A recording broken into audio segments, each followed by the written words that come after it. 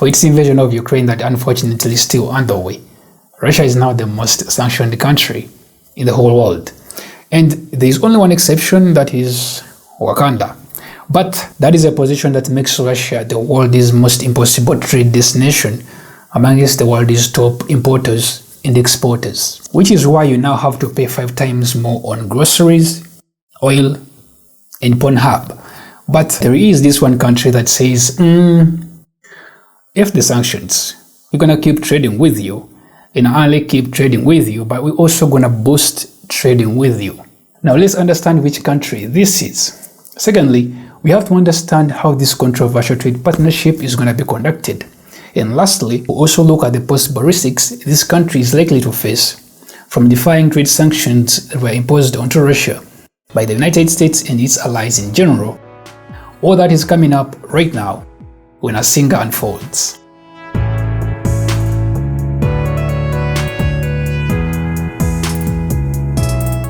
Now, that may be a little bit too much already for you, but allow me help you recap. So how did Russia become such a dangerous international trade state? On the 24th February, which was a Thursday, Russia invaded Ukraine. A lot of people were killed, many were displaced all over the place, and some were lucky to evacuate. To this day, this move has not been considered as an invasion by Russian leaders in the Kremlin. For example, the Russian Foreign Minister and also Grand Inquisitor Sergei Lavrov and his Lord Vader, also known as Vladimir Putin, call this invasion a military exercise to this day. But the good thing was that some countries refused this kind of sugarcoating, and they immediately combined to form retaliatory plans. But in all their plans, they had to be careful, because if they could do any stupid moves, a third world war could be started. If they acted the way that I act most of the times, a third world war would be here already. So in their first thoughts, they came up with the idea of sanctioning Russia. Sanctions work in the way that they cripple Russia without putting up a physical fight. Just so you know, I did a whole video about sanctions, what are sanctions, how they affect Russia, and which sanctions were put onto Russia. I will not go into that video again or even mention things from that video. So I'll put that video at the end of this video. If you're watching on YouTube, watch this video and at the end, you will see it somewhere. But if you're watching this on Facebook and you want to watch that video, click on the link in the description up here. Now back to the video. Apart from the US and its allies taking action, the United Nations also had a closer look at all of this. And it determined the so-called military drills was the new Russian terminology for an invasion. And if you know anything about the United Nations, they could not be fooled.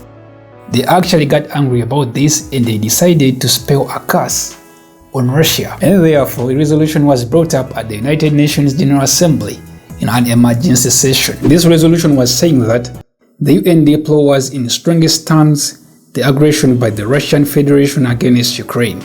It demanded that the Russian Federation immediately cease its use of force against Ukraine and immediately, completely and unconditionally withdraw all of its military forces. Just so you remember, the United Nations has 193 member states.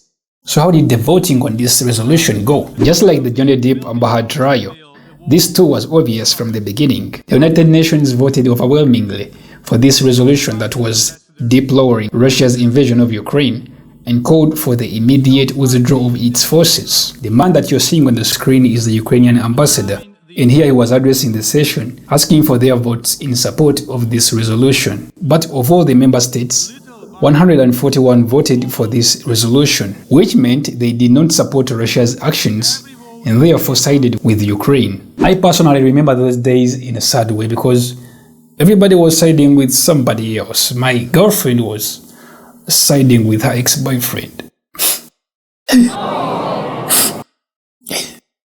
Okay, back to the vote. 5 member states voted against this resolution, which meant that they supported Russia's invasion of Ukraine, or as they call it, military exercises. Now, out of the 193 member states, 141 accepted his pleading. They said, "We hear you, we don't support Russia's invasion, and Russia should withdraw their armies immediately." But 5 voted in support of Russia. They said Russia is just carrying military drills to secure its borders. And some fantastic 35 member states which said, "We got nothing to do with this," and they decided to abstain. All that drama in a global expression of outrage that highlighted Russia's increasing isolation. And that, my friends, is how Russia became the world's most dangerous trade country. And the question is, who's risking it? The country is India. They are most known for inventing spices, so trust me when I say, we all didn't see this coming. But there was a red flag. India is one of the 35 UN member states that abstained on the United Nations resolution vote against Russia's actions. India is also the fastest growing major economy in the whole world, after Avatar, The Way of Water.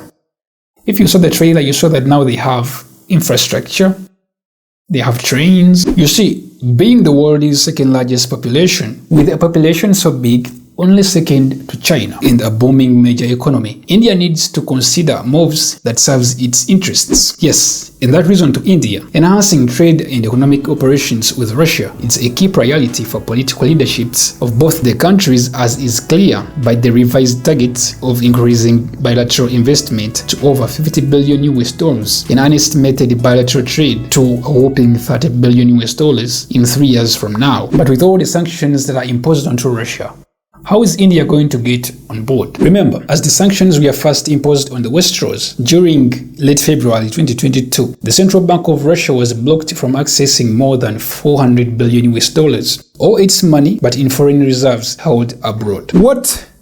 400 billion US dollars could not be accessed because they are held abroad in foreign reserves. That is why I'm the only one who keeps my money. Okay? I don't want such issues. Oh. Bank notification. Okay. Oh, 20 euros in your bank account. Oh, I should not have read that. I also have a bank account, and as you have heard, okay, because of the sanctions, major Russian banks were also removed from SWIFT, a worldwide system that banks use to securely send messages of transactions to each other. You see, freezing Russian funds and eliminating its major banks from the world's transaction giant means that Russia can no longer use dollars. Yet, the dollar as a currency dominates international trade when it comes to international trade transactions and exchanges since the end of World War II. But there is even another problem. Since Russia is now the king of sanctioned countries in the world, that is a crown it took from Iran after the country's invasion of Ukraine. It's therefore difficult to connect to Russia. But this is how India plans to demolish these obstacles. First, the trade routes. India already has an alternative in place. It is called the International North-South Transport Corridor, INSTC. It connects Russia to India via Iran. After leaving St. Petersburg, the shipment will transit through 3 stops. The first one is the Caspian port of Astrakhan.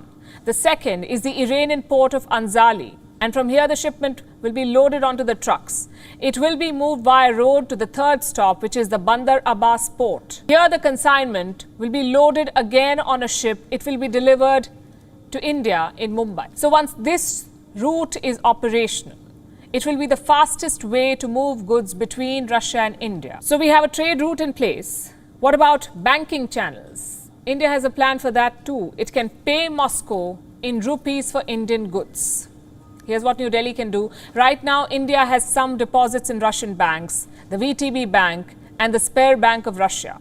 Both are state-controlled banks. How much money does India have in these banks? About $2 billion.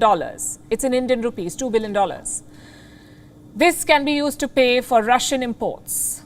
A team of Russian officials is visiting New Delhi. A plan could be finalized soon. Earlier, a rupee-ruble trading mechanism was being considered. Exactly. But if this plan gets a commencement, what risks do you think India is likely to face? Personally, I think that India will not see any risks because there are so many countries that are still trading with Russia, even from Europe.